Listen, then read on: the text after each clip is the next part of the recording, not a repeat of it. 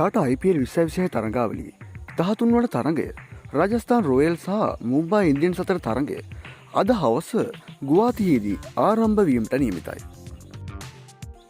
අද තරඟයට මුහුණ දෙන කණ්ඩායම් ද්විත්වය දෙස බලන විට මුහුණ දුන් තරඟ ද්විත්වයම ජයගෙන රාජස්ථාන් රොයල්ස් තවමත් 3 වන ස්ථානයේ රැඳී සිටින අතරම තමන් මුහුණ දුන් දෙවන තරඟයට පරාජයට පත්වෙමින් මුම්බයි ඉන්දියන්ස් කණ්ඩායම ප්‍රසාද ලකුණු සටහනේ 6 වන ස්ථානය මේ වනවට හිමි කරගෙන තිබෙනවා.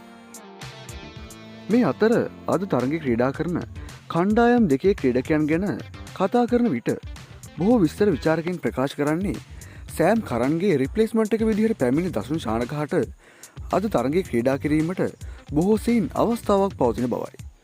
එයට හේතුව පසුගිය තරඟ දෙකෙහිම දකුණු අප්‍රිකානු ක්‍රීඩක ඩොනවන් ෆෙරේරාහට සාර්ථක වීමට අවස්ථාවක් හිමි නොවීම නිසායි.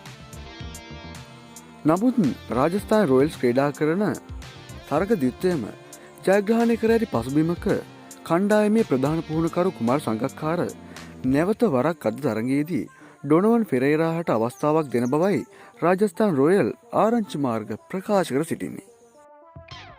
මේ පිළිබඳව ඔබගේ අදහස් කුමක්ද? ඔබගේ අදහස පහතින් කමෙන්ට් කරන්න.